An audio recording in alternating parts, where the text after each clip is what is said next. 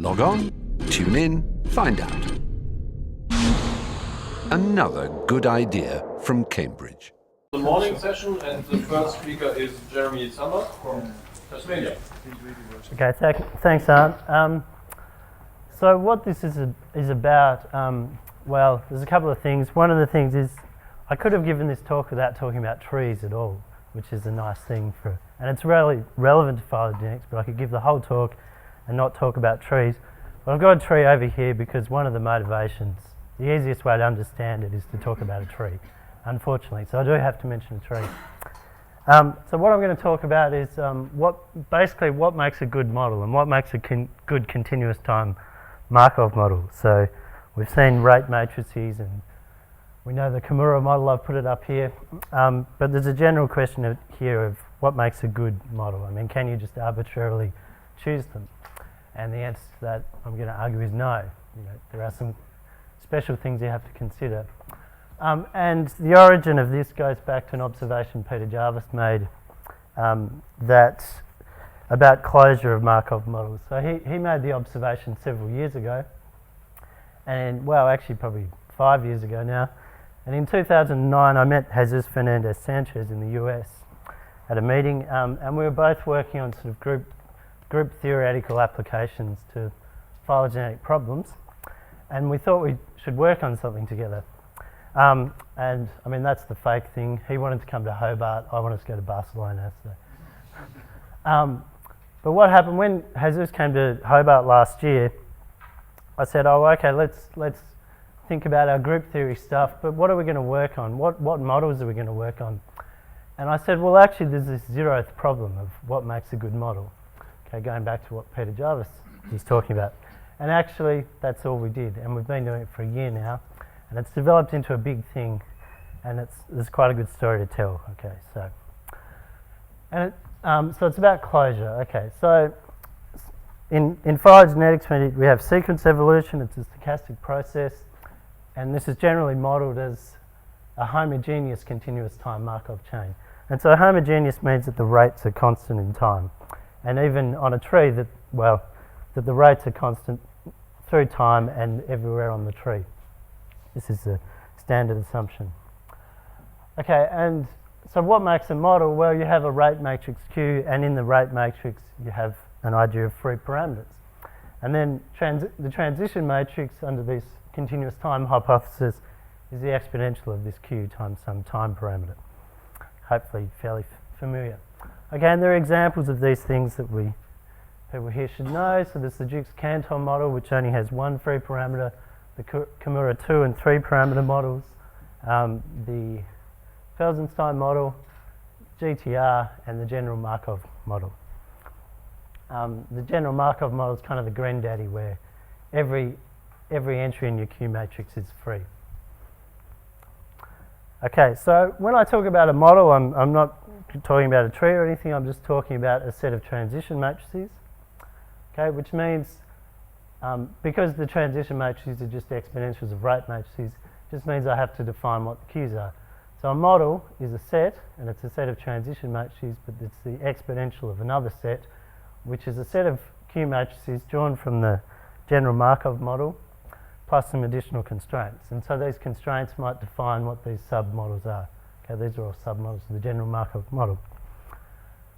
Okay, now the closure question is about what if we did consider an inhomogeneous process? What if we thought, okay, the rates aren't going to be constant everywhere, and we might like to, at least in theory, think about what happens for an inhomogeneous process. And in theory, you can actually have that the Q matrix is a function of time.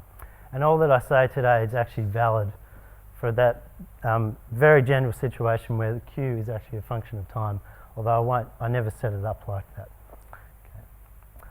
Okay, but what can happen? Okay, and so this is the motivation. If you have a situation here where you wanted to model a model on a phylogenetic tree, and you said, okay, I'm going to have a different Q matrix on every edge. Maybe I want to generalize slightly for the phylogenetic context. And you say, okay, I'm just going to go ahead and do that. But there's a problem if you marginalize. You say, okay, this is taxa 1, 2, and 3, And then I say, well, what happens if I forgot about taxa number 2? Maybe I didn't sample it. Then my model would reduce to this situation. Okay? So then I would have Q1 on this part of this edge and then Q2 on the rest of it. Okay? So for consistency, you say, okay, well the transition matrix I'm going to get on that edge is the product of these two transition matrices, and it's the exponential of Q2, the exponential of Q1, and I would like that there is some rate matrix Q hat, which gives the, the complete description down that edge as a sort of homogeneous description. Okay, but what the talk's all about is what is this Q hat? Okay, and I should say if Q1 was equal to Q2, or just a scale factor, then because Q hat would just be the sum of Q1 and Q2. Okay, it would just be Q1 plus Q2. We can't, if they are different, we can't do this in general, and you'll see exactly what goes wrong in about 30 seconds. Okay, why is this relevant? Because models like this are being used in phylogenetics. Okay, so there are various people who are discussing this type of thing, but I think more importantly, it's in truth we all know, or biologists probably know, that rates aren't constant, and so somehow when a Q matrix is fitted to a tree,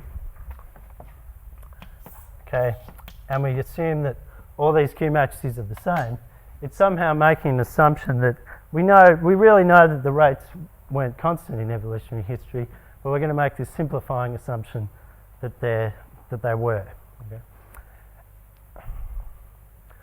Okay, and then what I'm talking about is this a consistent assumption? Is this a good assumption? Okay, so is Q hat an average? So say the true situation was something inhomogeneous like that. Is it fair enough to fit a single Q on there as some kind of average? Can I interpret it in that way? And that comes down to, if I choose a model, if I choose a particular model, is it actually guaranteed that this average Q hat, this guy here, is still in my model if Q1 and Q2 were chosen for the model, is Q hat in the model? Okay, and that's not guaranteed. That's the whole point. Okay, so what can go wrong? There's this thing called the BCH formula. It's the Baker-Campbell-Hausdorff formula. It's from like 1892 or something. I looked up the reference a couple of months ago. And what it's saying is if you take the product of the exponential of two matrices, then you get the thing that you would expect here, A plus B, but you get all these correcting terms. And what these correcting terms are is they're built up from these commutators. Okay, so if these matrices commute, then this commutator is 0, and you wouldn't get all these correcting terms. And so it would really just be that e to the a times e to the b is e to the a plus b. Okay, but in general that's not the case. The content of the BCH formula is that what you get in this expression here is a plus b, and then a commutator, and then a commutator of commutators. Okay, this thing here is called the commutator. And the content of the theorem is that it's all commutators along here. The key thing to notice is you never get A times B, right? Or you never get B times A. It's commutators of commutators, right? Which means that if you think about this in the phylogenetic model situation, then a model is going to be closed in the sense that Q hat is still in your model if Q1 and Q2 are, if and only if the sum of Q and Q hat are there. Okay, so that's, you need the sums to be in your model, and you need all these commutators to be in your model. Okay, and in the theory of Lie groups, well known to mathematicians for a long time, this means that the set of Q matrices should form a Lie algebra. Okay, it's the statement that it's a vector space because of this statement, and that because the commutators are in the model again, it means that this model must be a Lie algebra. This is basically the definition of a Lie algebra. All right. So the argument is that we should look for models which form Lie algebras.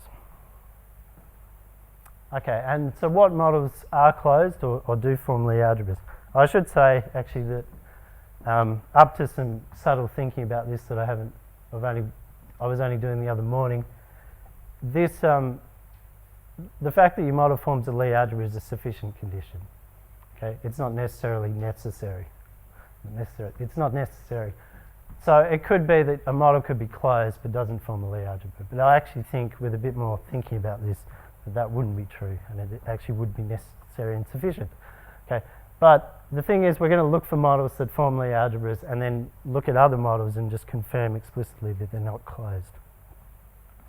Okay, so what models are closed? Okay, so the idea is to think of a model as being a vector, and so the idea here is that these are your free parameters, the R for I, and the LIs are like basic matrices, so it's a sum of matrices. You'll see an example. Okay, and it turns out that if you think about a vector space, these are the basis vectors in the vector space, and it turns out that it's enough to check the generators of the Lie algebra. Okay, so for example, I've got over here these basic matrices here, which hopefully not too small. So you've got LAC. Oh, and I do column sums as 0 instead of row sums because I was just born that way or something. So these are basic column Q matrices where this is saying a transition from A to C. Okay, I've got an ordering A, C, G, T. So I've just got a 1 in this entry here and a -1 there. Everything else is 0. And so what's the Jukes-Cantor model? Well, it's just a fair sum of all these basic transitions, right? Each one of these is a 4x4 matrix. Then you get this L, which just has a 1 in every off-diagonal entry, and then the model is just generated from that L. Okay, and of course that forms a Lie algebra. Okay, I just have to check on this L, and there's only one. It's trivial because I can just take L with L. Okay, so it's so trivial that maybe that's confusing. Okay, but the Kimura model is more interesting. So the Kimura model, you have three free parameters, and so you have 3 of these basic matrices. Okay, and so the model is just this set. This is just a set of Q matrices. Alpha, beta, gamma have got to be greater than 0 for it to be stochastic. But it turns out the Lie algebra is fine. So it's a 3-dimensional model because it's got 3 free parameters, so that's 3-dimensional, and it's a BLN, so everything commutes. Okay, and this is the origin of the Hadamard conjugation and all this business. So this is actually, a very nice algebraic model for this reason. But a much nicer example is the Felsenstein model, which also turns out to be one of these good models. Okay, and here you have 4 free parameters, which are just the stationary distribution elements, and so each Q matrix in this model is just this linear sum. You've got these free parameters, there are 4 of them, and your basic matrices are the R's. Okay? And it turns out this algebra is non-abelian, but it's still a Lie algebra. Okay, so if I take any one of these, if I call it Ri and Rj, and I take their commutator, it's Ri minus Rj, which is again in my model. Okay, so everything's working nicely for that guy. And also the general Markov model, which, thinking about it in a different way, that certainly has to be closed. In this case, you've got these 12 free parameters, alpha ij. You've got these basic matrices, and the question is, what's the Lie algebra of these basic matrices? And here it is. Okay, so if I take Lij with LKL, I can express it as a linear sum of the Lij's again. So that's all good. Okay, what about GTR? Okay, so the next slide, Jesus wanted to call the paper this, okay? I thought it was a bit strong because it's only a small part of the paper where we describe the problem with the GTR model. And the paper's quite big, it's about 30 pages, and there's a page on the GTR, and basically I want to say there's a problem with GTR. We'll be considering other models in the future. Okay, so but the result is that under any sensible definition, GTR is not closed.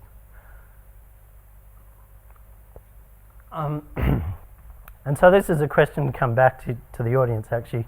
I'm going to give 2 definitions, and if you can think of another one that maybe I should check, let me know. Okay, so there's the granddaddy version. I think this is the one that effectively is what is used when the GTR model is applied. And it's just defined by saying, you say that you take the set of Q matrices and you such that there exists a pi with this condition holding. Okay. Now, to understand that definition, how it's different, how what it means, think about a different definition I could take. I could take a fixed pi. Okay, so if I take a fixed pi, then I've got a different copy of GTR for every pi, and then it's the set of all Q matrices that satisfy that condition for that pi. Okay. So they're my two versions. Okay, I think in practice what people do is they're using this one, like in a practical study, because they're actually estimating pi from the data. Okay, but just to check, I define this one as well. Okay, but it doesn't matter because neither forms a Lie algebra and neither is closed. Okay, so you can check it doesn't form a Lie algebra, and you can check that the models aren't closed too, because remember the Lie algebra part's just sufficient condition. Okay, and so from the comments at the start of the talk, maybe this poses serious problems for the interpretation of GTR in more general settings, but also maybe it just poses serious problems for GTR under the observation that we know that rates aren't constant. We're somehow averaging. Okay, so what does an average mean for GTR? It's not clear. Okay, so the interesting bit for me is what are the alternatives? Can we generate a full list? And is it just a matter of finding subalgebras of the general Markov model? Okay, on the face of it, it sounds like that's true, that's all we have to do, and we should be able to apply classic results from Lie group theory, but the thing is, it's not that simple because we have to worry about things being stochastic all the time. And the technical things that happen, and I won't go into them, but it just complicates the issue and means that there's actually some work for us to do. We can't just look up in a textbook on Lie group theory. Okay, and it's actually a very hard problem to do this in general, okay? So we have to introduce some extra structure to allow us to solve the problem. And the structure is the symmetries of models, okay? So what do I mean by symmetry of model? It's that if you permute the nucleotides, okay, so if you permute amongst A, G, C, T, there is something that, something about the model doesn't change. Okay. So consider the graphical representation of the Kimura model, that's this guy here. And you notice that graph is invariant under Z2 cross Z2, the Klein group, this is well known. And so you could say that model has the symmetry of the Klein group, okay? But, and this is actually the definition of equivariant models, which I don't have time to talk about. But it's clear to me that this isn't the best definition of symmetry because the parameter labels are irrelevant, okay? So the thing is, if you choose a permutation that's not in this group, but say you just swapped A and C over here, if you think about it, what happens, you just, I don't know what happens. I think you'd probably swap, you get the same graph back if you swapped alpha and gamma. Is that right? So the thing is that you can define a better symmetry condition by saying it leaves the graph invariant, but only up to a corresponding permutation of the parameters, okay? Because obviously it's the same model back, I've just relabeled the parameters. Okay, and what does that mean in the technical term? It means there's a group homomorphism between permutations of nucleotides and permutations of parameters of the model.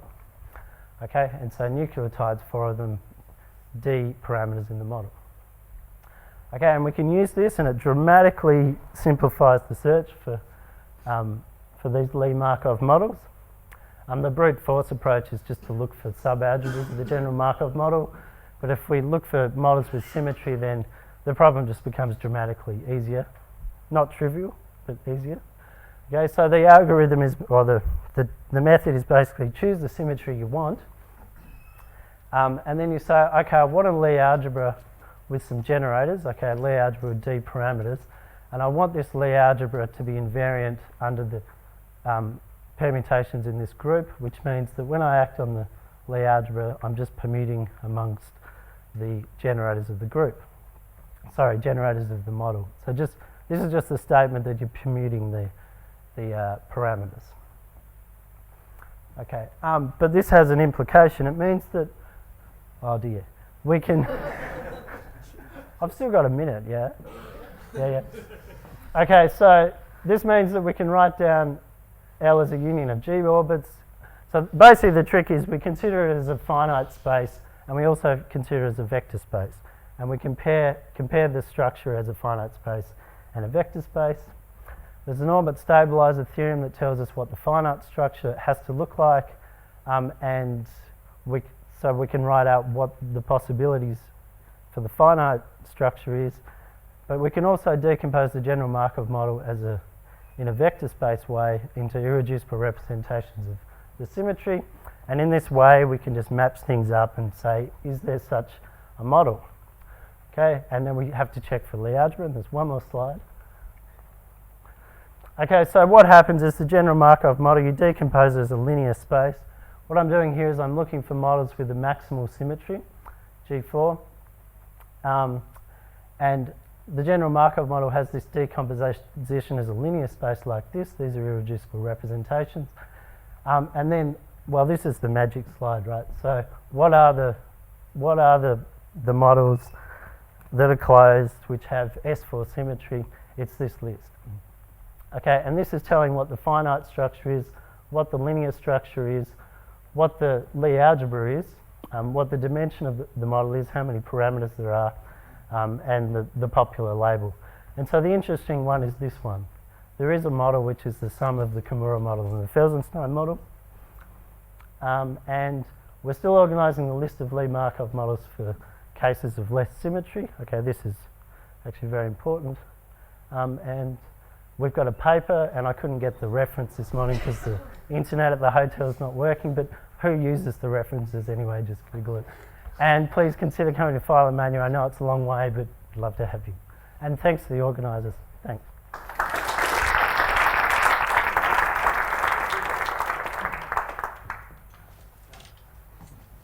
I found it. One Nice question. Okay. Easy question, please. That's hard to choose. How do I know it's easy? So the one place where these branch-specific models are used really widely is detection selection, where you're looking for a specific omega on a branch. So I don't understand quite what the consequences of this means for if you're looking at evolution, but if those models don't satisfy your algebra, then people would probably really care a lot, because lots of major papers look at it. Yeah, I agree. I think people will care. Yeah, yeah, I know. Okay. It's exciting. Yes. Yeah. That was easy enough. So thank you again, and the next speaker is...